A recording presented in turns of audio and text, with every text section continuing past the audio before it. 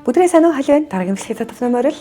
За энэ удаагийнхаа бичлэгээр би та бүдэд Cloud Cowork-ийг ашиглаад яаж одоо өдөр тутмын амьдрал болон ажилдаа илүү үр дүнтэйгээр илүү сайн ашиглах талаар өөрийнхөө хэрэгэлдэг 3 use case-ийг танилцуулъя гэж бодлоо. Энэ бичлэгтээ хамт байснаар та хэд одоо яг компьютероо яаж бүх фолдруудаа зэгцтэй байлгах, за 7 хоног болгон давтагддаг эсвэл өдөр болгон давтагддаг таскуудаа яаж автоматжуулах, тэгээд дээрэс нь яаж одоо зөвхөн утасныхаа cloud-ийн аппликейшнээр ч гэсэн компьютероо удирдах ажлаа ингээд үргэлжлүүлээд хийж явах талаар бас та хэдтэй хуваалцъя гэж бодсон. За ингээд бичлэг рүү орцгоё.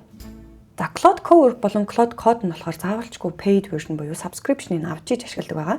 За тэгэхээр та Cloud-ийн free version-ыг ашигладаг байх юм бол Cloud Cowork болон Cloud Code-ыг ашиглах боломжгүй. За тийм учраас би та хэдэд яг өөрийнхөө одоо нэг paid version буюу өөрийнхөө ашигладаг max subscription шиг ашигладаг аккаунт дээрээ бас харуулсан байгаа. Та хэрвээ Cloud-ийн free version-ыг ашигладаг байх юм бол Cloud Cowork бас ашиглах боломжгүй байгаа. Гэхдээ та бичлэгээ үзээд за үнэхээр ингээд ийм айгүйх тийм өргөж өгөх боломжтой байна гэх юм бол бас тэгээ Pro subscription-ыг аваад Cowork ашиглах боломжтой. За хэдүүлээ өнөөдөр Cloud Cowork-ийг desktop дээрээ буюу компьютер дээрээ суулгаж үзээд хашигтных нь байдлаар дөнгөж суулгаад ашиглаж эхлэх талаар бас та харуулъя.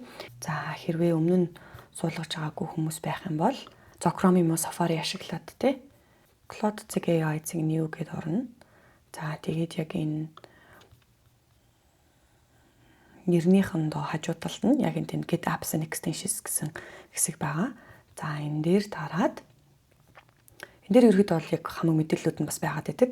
За Cloud-ыг upgrade хийгээд юу авч болох вэ гэж жишээлх юм бол Excel-тэй бас ашиглах нь байна, PowerPoint-тэй, Word-тэй. За яг үйлдвэрийн систем дээр татаад авчна. За би бол Mac ашигладаг. Тэгэхээр download for iMac гэж татаж аваад. За тэгээ суулгацсныхан дараа энэ дээр бас заавар нь гараад ирж байна. Онгоолгоод install хийгээд за тэгээ launch хийнэ гэд. За ингээд ерөөхдөө бол нэг амар удаан уншдаггүй лизэний Cloud гараад ирж байгаа. За 5 секундын дараа уншуулад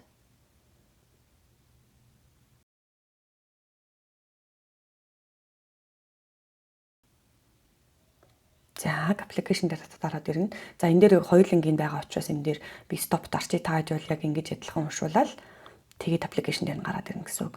За тэгээд энэ доотлолт нь ийм байна. За тэгээд ингээд дөнгөж орохоор өнгөө план байсан ч гэсэн үнэтэй план байсан ч гэсэн заавалч өөрийнхөө мэйлээр орно. За тэгэхээр та хэд өөртөөхөө мэйлийг анх бүртгүүлсэн шигээ бичээд орчин. За хэрэг бүртгүүлэх бичлэг үзэх юм бол би бас тэр анх бичсэн бичлэгээ оруулаад өгье. За тэгээд Google-ээр орох юм бол хамаагүй safe санагддаг учраас би Google-ээр орчие. За энэ болохоор ингээд яг миний өөрийн чатууд. За тэгээд энэ Cowork дээр хийсэн юмнууд маань. За тэгээд дээрэс нь код би гэхдээ Cloud Code ерөөхдөө бол яг энэ вебсайтынхаа десктопн дээр биш юуныхаа шууд терминал дээр ашиглаад явж сурч байгаа. За тэгэхээр өнөөдрийн видео бол хэдүүлээ яг Cowork үзэж байгаа учраас. За тэгэхээр Cowork-ийн хамгийн powerful юм нь юу гэхээр ерөөдөө Coworker гэхээр нөгөө хамтарч ажилладаг хүмүүсийг хэлдэг шүү дээ. Тэгэхээр хамт ажиллах ажлыг чинь гүйцэтгэх гэдэг арай илүү одоо зөвхөн чатлах биш одоо үйлдэлүүдийг хийх боломжтой болж байна гэсэн үг байхгүй юу. За тэгэхээр Cowork дээр одоо хамгийн яг түгээмэл ашигладаг юу вэ гэхээр can you please help me organize my downloads folder. Ерөнхийдөө бол ингээд юм компьютер дээр яг юм local байгаа. Яг компьютер дээр чинь байгаа файлуудыг хараад, уншаад, зэгцлээд, шинэ файл үүсгээд тэгээд явж болно гэсэн үг байхгүй юу. За тэгэхээр эхлээд би одоо яг downloads folder-ыг ашиглав гэдгсэн. За дараа нь энэ дээрээс юу гэж асууж байна гэхээр Cloud ингээд ийм Cowork тийм downloads дээр ашиглаж болох уу? За энэ дээр хэрвээ үгүй байх юм бол deny, тийм байх юм бол allow хийгээд.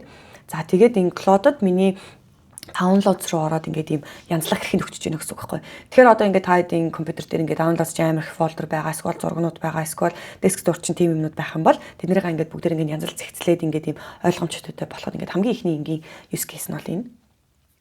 За тэгээд гол бас сайн юмнууд нь ингээд ийм асуултууд асуугаад байдаг. Тэгэхээр одоо энэ дээр харж иж зэ тий яг sort хийгээд тэгээд энэ хэрэггүйгүүдийн шууд ингээд хогийн савраа хийж болох уу? За эсвэл sort хийгээд англиад за тэгээд юуны ингээд юм хэрэггүй юмнууд байна гэдгийг шүү хэлэх үү гэдэг юм 3 сонголт байгаа байхгүй. Тэг ингээд юм ялгаад тэгээд энэ хэрэггүй юмнуудын нэг дор нь яах гэсэн. Миний хувьд бол яг ялгаад тэгээд нөгөөтх нь ингээд хогийн савраа хийхэд окей гэж сонгож байна. За тэгээд existing folder-ууд байна гэж байгаа байхгүй юу? Numbered folder-ууд байна, branding ингээд existing folder одоо байгаа folder-уудыг хийх юм уу? Эсвэл шинээр нь яах юм уу? За би энэний хоёрыг сонгочих. Тэгэхээр ингээд хийхээсээ өмнө яг яах ёстой вэ? Юу хийх гэж байгаа гэдгийг асуултуудыг асуугаад явцдаг. За энэ бол ингээд үргэлжлээд ерөөдөө энэ running command гэж гарч ирж байгаас тэгэхээр тэр нь цаанаа бол яг ингээд ийм одоо нэг код бичээд тэднэрийгээ ингээд ингэ ажиллуулад яваад байна гэсэн үг байхгүй. Тэгэхээр код бичээд яг бүх одоо ийм байгаа юмнуудыг ингээд сорт хийгээд ялгаад англиад тэгээд хараад явчихин гэсэн үг. Тэгэхээр одоо бид нар ингээд ийм manually буюу тэ өөрөө ороод за ингээд нэг нэгээр нь уншаад энэ яасан байна гэх шаардлагагүй болчих гэсэн үг. За хамгийн ихний easy use case нь бол энэ байна. За дараагийнх нь энэ ингээд уншчих хооронд энд бол ингээд аль хэзээний миний файлыг, фолдерыг organize хийсэн гэсэн үг байгаа байхгүй downloads дээр хийсэн. За ингээд Cubase-тэй холбоотой юм байна, Superтэй Zoom recording байна гэдэг юм уу те. Ингээд эдгээр ингээд юм файлууд болгоод нийтдээ size нь хэд байсан ингээд явуулчихна. За ингээд би энэ дээр болохоор яг юуг cowork-тай хамт хийсэн бэ гэж та хэд бас харуул гэж бодсон бэ гэхээр Cubase.com.eu гэдэг одоо манай энэ cleaning бизнес байгаа. За тэгээд энэ бизнес дээр болохоор би яг Cloud Cowork-д би яг Chrome-ийн access-ыг өгөөд тэр нь яаж вэ гэхээр миний өмнөөс Chrome руу ороод одоо бизнесийн маань вебсайт дээр одоо тийм шинэ page байдаг юм уу те тиймэрхүү юм хийгээ явж гин гэсэн үг. За энэ дээр болох юм бол те Cubase Property Manager Proposal гэдэг надад ийм менежерийн proposal хийж өгсөн. Одоо жишээлх юм бол те Cubase юм байна гэдэг ийм боломжтой. Тэ ямар юунууд манайх short term rental богино хугацааны дээд цэвэрлэгээний хийдэг компани. За тэгээд ингэ property management-ийн компаниудад ийм юм хийж болох юм байна. За тэгээд ингээд ийм email руу ингэж болох юм байна гэдэг планыг гаргаад за тэгээд энийг гол нь яг тэр action-ийн буюу тэр task-а яг хийж өгсөн байхгүй. Тэр нь хамгийн чухал. Одоо жишээлбэл энэ дээр шууд copy email гээд тэгээд шууд яг өөрийнхөө email-ээс явуулах боломжтой гэсэн үг. За тэгээд дээрэс нь бас нэг одоо мэдээлэл нь юу байсан бэ гэхээр миний одоо компьютерийн яг Chrome-ийн access өгөөд Chrome дээр байгаа миний WhatsApp руу ороод за шинэ ингээд манайд ингээд ийм юу хийхээр цэвэрлэгээ хийхээр application бүгдсэн тэ цэвэрлэгээ хийх гэж байгаа хүмүүс рүү одоо ийм асуултууд явуулаад тэ хариултыг ингээд analyze хийгээд за тэрэн дээр нь дараагийнх нь асуултуудыг хийгээд явсан гэсэн үг. За Cloud-ийн Chrome access бол бүр маш хэрэгтэй. Одоо жишээлх юм бол энэ WhatsApp мессежүүдийг тэр одоо ингэ боломжтой тэг ингээд хүмүүс рүү явуулаад за тэгээд эндээрээс ингээд юм хариу ирэхээр нь тэрийг нь уншаад дараагийнх нь юунуудыг явж гин гэсэн. За эднэрийг бас шууд Chrome дээр хийж болно. За тэгээд энэ одоо folders маань те ингээд ийм Alizé-ний install хийсэн одоо Cloud-ийн сайт өнгөрч татаж авсан те ийм мэдээлэл байна. За SQL extract хийсэн файл байгаад байна те ингээд юу байгаад байна. Эднэрийг харж агаад за Alizé-ний устгахад бол асуудалгүй гэсэн юмнуудаа шууд устгах гэдэг юуг нөхчин гэсэн. Тэгэхээр энэ ингээд ийм зөвхөн чатбот шиг ингээд харилцаа ярилцаад байхгүйгээр одоо шууд устгах гэдэг тэгэхэд яг компьютер чинь яг даунлоадтай байгаа юмнуудыг маань шууд устгах боломжтой гэсэн. За дараагийнх нь болохоор аюу хэрэгтэй юм миний одоо dispatch гэсэн юм байдаг байхгүй. Dispatch нь болохоор яадаг вэ гэхээр cowork дээр одоо жишээлх юм бол ингээд компьютер дээр юм хийж агаад ажлаа одоо гадагшаа гаргах болт юм уу те тиймэрхүү үедээ утас руугаа тэрийг шилжүүлээд авчин гэсэн.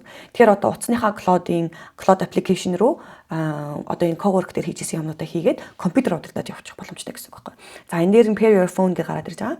За энэ computer for phone хийгээд за тэгээд утсан дээрээ болохоор энэнийхээ QR кодыг уншуулад за тэгээд энэ дээр болохоор яг тийм нэг cloud-ийнхоо яг адилхан аккаунт дээр утасныхаа cloud дээр орсон байна гэсэн. За тэгээд энэ дээр нь keep this computer awake гэдэг нь одоо компьютер чинь ингээд юм босоод явцсан байсан ч гэсэн компьютер чинь ингээд юм асаалттай байгаад утаснасаа тэр командуудыг буюу тий одоо кодо бичиж асуух юмудаа асуугаад тэг явчихна гэсэн үг байхгүй. За тэгээд cloud control your computer гэд онгорхоо байгаа тий аппликейшнуудад access буюу юу өгч байна гэсэн. За тэгээд finish setup хийгээд за энэ болохоор яг MacBook Air дээр би нөгөө өмнө нь Cowork одоо энэ iMac-аас ашиглаад өөрийнхөө ноутбук дээр ашиглаж ирсэн болохоор ингэж харагдаж байгаа. Гэхдээ яг саяны адилхан Cloud дээр ашиглаад утасныхаа энэ dispatch хэсэг дээр ингээд ороод харах юм бол яг энэ компьютер дээр хийжсэн iMac дээр хийжсэн юмнуудаа үргэлжлүүлээд тэ машинд явах цааш ч гэсэн өөр газар явж явах цааш ч гэсэн үргэлжлүүлээд хэрэгжилж болно гэсэн. Энэ бол бүр маш хэрэгтэй. За дараагийнх нь болохоор ийм scheduled task-ууд гэж байгаад байгаа. Одоо өмнө нь бол ингээд заавалчгүй нэг юм дээр утсан дээр reminder тавьдаг ч юм уу, schedule хийдэг ч юм уу. За одоо бол яг Cowork дээр schedule task хийж болно гэсэн. За энэ дээр new task гэж ороод за Cloud дээр бас өөртөө ингээд schedule task хиймээр байна гэд prompt нөгөөд өөрөөр нь хэлэгч болно. За SQL ингээд ажил дээр чинь ч юм уу тийм ингээд ийм байнга давтагддаг recurring task гэж ирдэг штэ. Тийм ингээд байх юм бол тэрийг яг manually саяных шиг хийж болно гэсэн үг. За ерөөхдөө энэ яг миний нөгөө нэг бизнесийн snapshot буюу бизнес дээр яг юу болоод байгаа яагаад аяа мэдээллүүдийг мэдж байгаа учраас шууд ингээд ийм юуг ин prompt-ийг нөхөд тэ cash and PNL надад шууд асуултууд асуугаад энэний ингээд ийм асуултууд асуугаад яг ийм хэрэгтэй юмаа хийж байгаа нь аягүй сайн байдаг байхгүй. Тэгэхээр every weekday morning гэдэг хизээ тэрийг schedule хийж яах юм. За эсвэл надад мэйл бичих юм уу, эсвэл чатан дээр нь явуулах юм уу гэдэг ингээд таскууд schedule хийж гэсэн. За тэгэхээр энийг бас өөр юунд ашиглаж болох вэ гэдэг юм бол 7 хоног болгон хийдэг таск гэдэг юм уу. За эсвэл гэр бүлтэй ч юм уу те хүнсээ авдаг цаг хугацаа ч гэдэг юм уу. Эсвэл хүүхдийнхаа одоо тэгээд дугууланд явдаг ч юм уу. Тиймэрхүү юмнуудыг хүртэл ингээд өөрөө мэйлээ явуулаад ингээд явуулчих болно гэсэн. Тэгэхээр энэ бас айгүй хэрэгтэй санагдсан. За тэгээд cloud cowork дээр бас ингээд үргэлжлүүлээд явах юм бол миний бас хэрэгжилж үзээгүй ч юм уу тийм мэдгүй бас өндөө юмнууд байгаа. Тэгэхээр миний хамгийн их одоо нөгөө хэрэгэлдэг яг ийм 3 юм нь болохоор за яг download ч юм уу те компьютерийн фолдеруудыг янзлуулдаг. Download эсвэл desktop байдаг ч юм уу. За тэгээд яг заримдаа ингээд компьютерийн багтаамжинд дүүрчдэг штэ. Тэгээ багтаамжинд дүүрээд хахад ингээд хаана ямар их тийм амар тийм бид нарыг мэдгүй ингээд ийм файлууд байгаад байна вэ гэдгийг олж хардаг. За дараагийнх нь болохоор dispatch боёо те компьютер дээр хийж исэн юм утсан дээр эсвэл ноутбукн дээрээ ноутбукийнхаа яг адилхан cloud дээр үргэлжлүүлж хийгээд iMac-аас холцсон ч гэсэн компьютерээс холцсон ч гэсэн утаснаас компьютер удирдах явах боломжтой. Энэ хоёр дахь миний аюу сайн ашигладаг юм. За дараагийнх нь болохоор scheduled task гэдэг ямар нэгэн имийг одоо ингээд 7 хоног давтагддаг юмнуудаа ингээд автоматжуулахад аюу хэрэгтэй байдаг. За тэгэхээр одоо дэлгэцэн дээр харж ин те за 7 хоног болгоны энэ хэдгээс 5 дахь өдрийн өглөө 7 цагт те ийм имийг schedule хийх үү гэдээ надад гараад ирж байна. За энэ нь болохоор яг ингээд бизнестэй холбоотой те. За яг ингээд cash and P&L те profit and loss нь ямар хуу явж байна гэдэг өглөө болгон одоо нэгтгэс 5 дахь удаа. За энэний тулд яасан байх хэрэгтэй юм мэдээж та хэд юугаа Google-ийнхаа мэйлийг холбосон байх хэрэгтэй. За мэйлийг холбосон байж тэрэн дээр чинь бас мэйл одоо нөгөө бичээд чам руу мэйл явуулах тэр юугаа скилийг авч чадна гэсэн. За ингээд cloud cowork-ийг ингээд ашигладаг амьдрал дээр ашигладаг ингээд юм 3 use case-ийг хуваалцлаа. Та хэд өөрсдөө cloud cowork-ийг арай илүү өөрөөр ашигладаг байх юм бол бас тэр талаараа хуваалцаарай. За тэгээд мэдгүй хүмүүс нь багч гэсэн мэдээлэл өгсөн баг гэж найдаж байна. За тэгээд дараагийн имжлэгтэр би cloud code-ийг бас яаж ашиглаж байгаа талаар та хэдтэй хуваалцъя. Бичлэгийн хүртэл үзсэнд баярлалаа. Дараагийн имжлэгээр уулзлаа. Баяр та.